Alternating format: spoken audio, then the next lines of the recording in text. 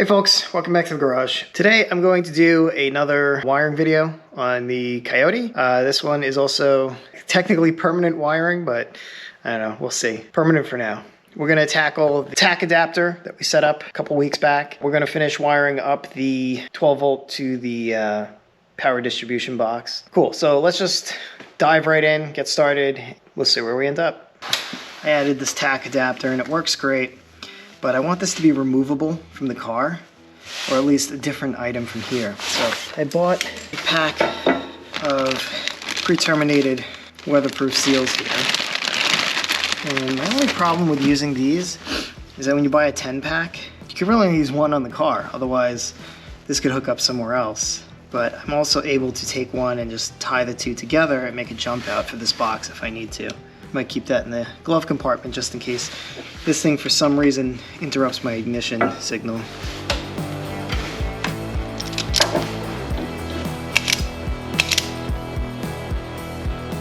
think the next time I'm going to grab the ones that you crimp first and then.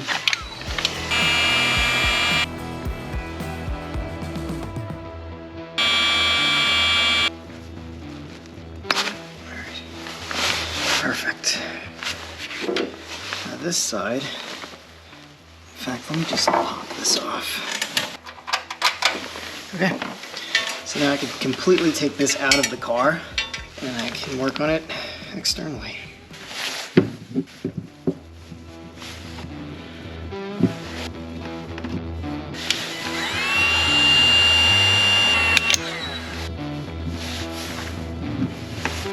I'm officially out of these blue ones.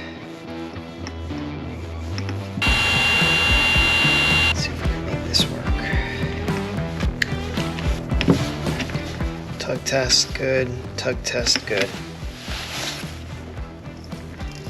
See, we learned that trick.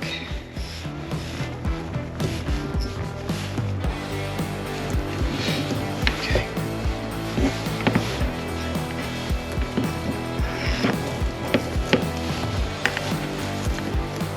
Oh, better with shrink wrap. Tape.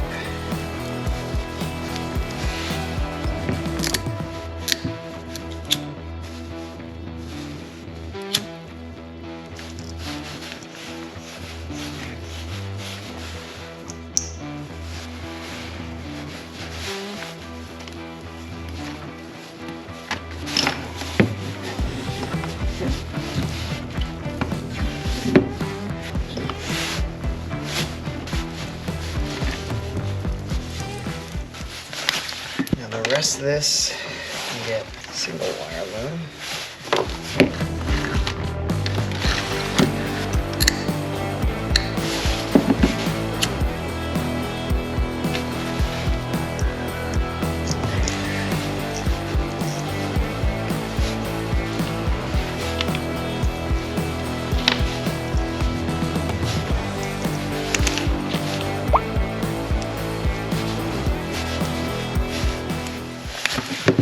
As far as this side is concerned, that's unfortunate. Let me get another one. You gotta be kidding me.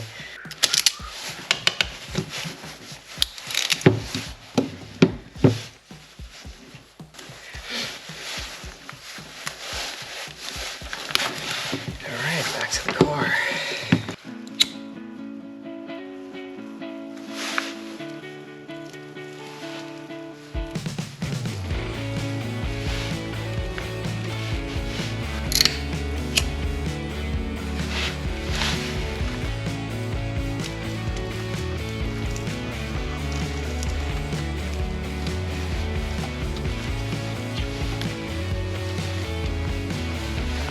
Got MC Hammer pants again.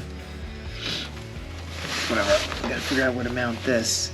Put it on here, better yet here, and then maybe I can get a wire tie around this side.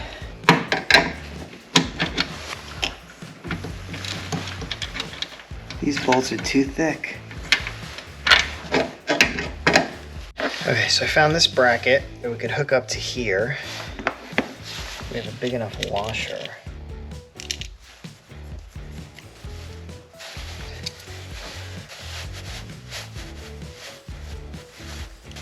super tight. All right, now we just need to find a place to hang this. By the way, this is the bracket from the fuel regulator.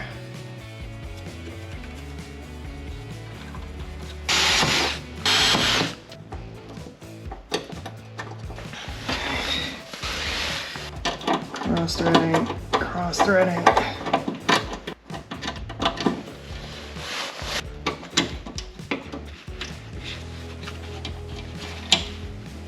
Do this with. Grounded here. Alright, so now this is tightly hooked up here.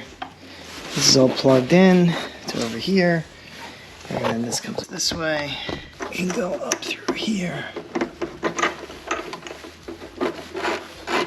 And then I'm running out of battery, but I'll pass this through underneath here, this stully. Alright, actually ended up piercing another hole. It came through, and it's going across there, and now we can bring this over here, and then this just plugs right into the wire tap for this. I can't do this with one hand. Alright, so theoretically, tack is hooked up now. Alright, it's been a few days, we're back on wiring today. Okay, so as I've explained before on the channel, basically, we have this power switch here, the battery is here. 12 volt power is coming through here, connecting to this side.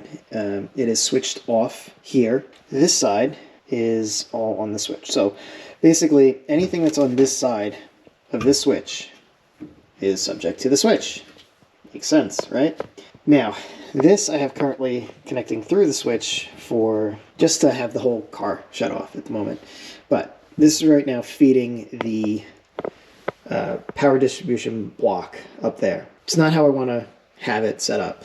What I want to do is I want to take this gauge wire and bring this all the way up to the front over there, where it'll connect to that super bus bar. Then I'm going to have the alternator with the same gauge wire here coming back through the firewall there and connecting to the closer side of that bus bar. So what that's going to do is that the alternator will energize this side of the vehicle. It'll provide good current to the battery and to the power distribution block. And that's all great. And this side is going to be powering the chassis harness and the wiring associated to that. So the effect is this. When I turn off this switch, the ignition, which is coming through the chassis, will no longer supply a 12 volt trigger to the computer. What happens is if we turn this off, the ignition drops, the computer stays energized, so ignition and fuel cut off. The problem is if you don't do that and you have the alternator hooked up through this side, the alternator will continue to energize this circuit. So we don't want that. We want the switch to turn off the car completely. So the alternator will be energizing this side, and this side completely gets cut off. Let's fix this wiring, at least get this set up to there, and then we can figure out everything that connects to the front of that. I'm also going to unhook the battery temporarily for obvious reasons. There we go.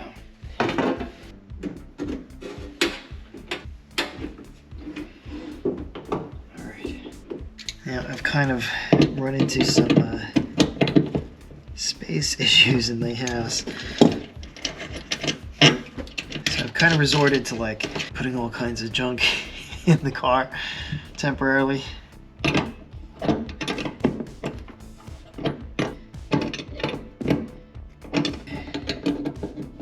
Not too tight, of course. I'm also gonna have to get a cover. Maybe I'll 3D print one to go over this. All right, now ideally, what I would have is a power lug somewhere over here. And then this way I could hook that up to here, as well as bring this over to there. It kind of gives me one level of separation.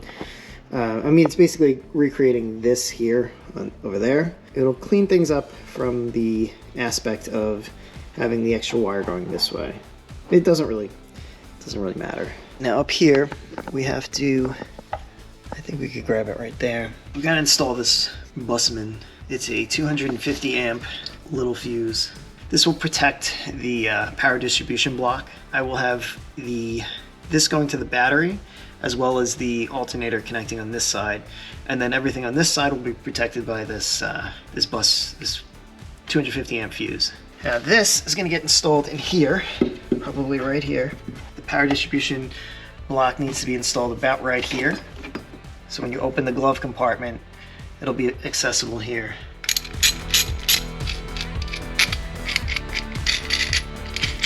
And that's free. Maybe we'll just zip tie this for now.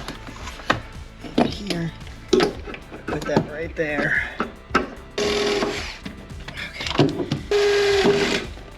Okay.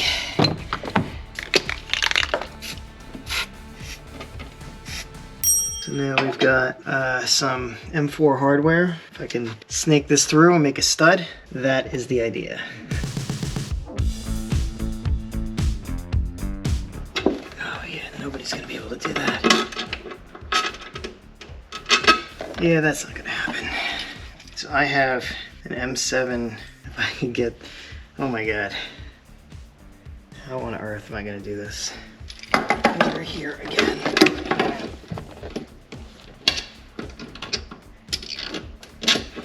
Okay, that fits all the way through.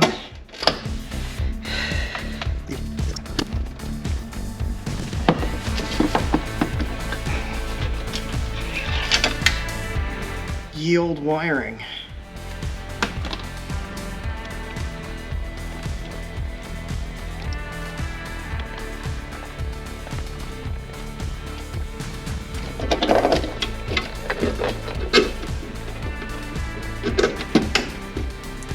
Four hands.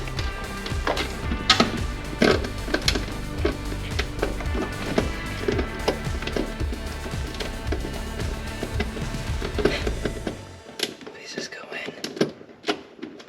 Oh, I got it. Oh no, I got it.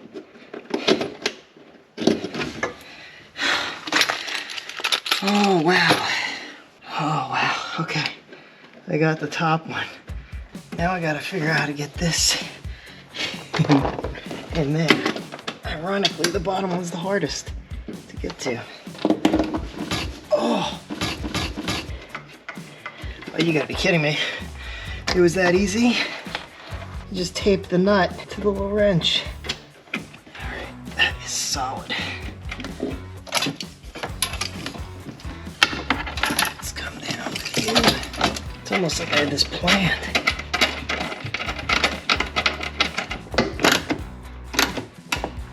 Let's measure this about here. All right, so I have this 250 amp power lug. And if we look back here, there's already holes drilled. It would just line up right here or even up here, which should be in line with the only thing I'm worried about is the plastic. I think this should be okay here, but we could always move it. I was thinking about putting it inside here, but then if there's a impact over here, the body could contact this and that would be a problem. So if I put it here, yeah, that could work. And then this way I can hook that up to here, the battery up to here, and that to there, if that makes sense. Yes.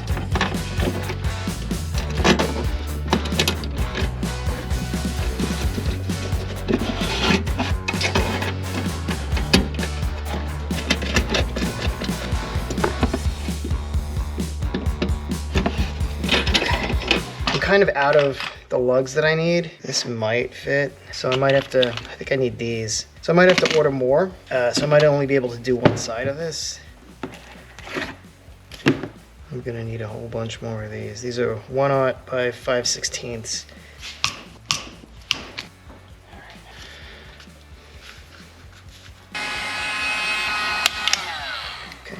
We'll measure this up, we'll see how much we need to cut off, and then probably leave this here for today because I don't have everything I need to finish this. All right, I've cut what I need here. I'm gonna order more 1/0 battery lugs and we should be good on this side. Then I also have to cut one to the battery and then one to the switch. And then we should be good. As far as that run. Probably we'll also have to do the riv nuts, and we'll get to that later. I recognize that I'm leaving this in kind of a weird spot here. This is all recorded like a couple weeks back. I do have a ton more wiring stuff, but I want to kind of like break this up a little bit. Again, I know I said I was going to do big, longer videos, but it's a lot of effort to edit them. I just want to get them out. I'll give you a quick sneak peek. We'll go over like how this kind of stuff is just kind of pinned up here, and what we have left to do. What I really want to show is back here where I set this up. We'll talk more about this in the next video. Don't look at this. This is a couple videos ahead now. I promise I will make like a full video explaining all the wiring that I've done, but I do want to get the fans finished and when they get the air conditioning compressor wired in as well. If you like this video, drop me a like. If you haven't already, consider subscribing. If not, that's cool too. Drop me a comment if you see any dangerous wiring. And yeah, thanks for watching, and I will see you next time. Don't look. This is what happens when you crimp without solder. That doesn't happen. I lost the other screw in there. Order of operation matters, fellas. Yeah, ouch, that's shut. Once this goes in, it's never coming back out. Like, whose hand can fucking do this? So, that's what we're gonna do. Let's just get to work. Enough jabbering. Oh, this fucking haunted ass garage. Oh, what the f today?